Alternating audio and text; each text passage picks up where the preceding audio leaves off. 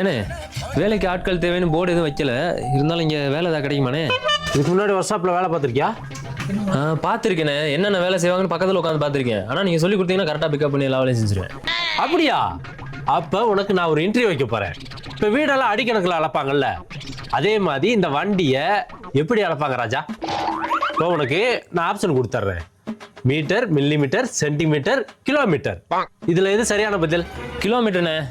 கிலோமீட்டரா? என்னடா சொல்ற? என்னண்ணே இது, வண்டியெல்லாம் ரோட்டில் தான் ஓடுது, ரோட்டை கிலோமீட்டரில் தான் அளக்குறாங்க, வண்டியோட மைலேஜும் கிலோமீட்டர் தான் சொல்கிறாங்க. அது போக எல்லா மெக்கானிக் செட்டும் ரோட்டு பக்கத்தில் தான் இருக்குது. அப்புறம் என்னண்ணே கிலோமீட்டரில் தானே அளப்பாங்க? ஓ, நீ அப்படி வர. சரி, இந்த வண்டி எத்தனை கிலோமீட்டர் வரும்? அந்த வண்டியா?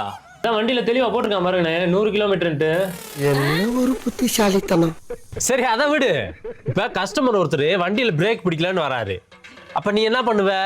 இதே என்னண்ணே கேள்வி? கஸ்டமருக்கு பிடிக்காத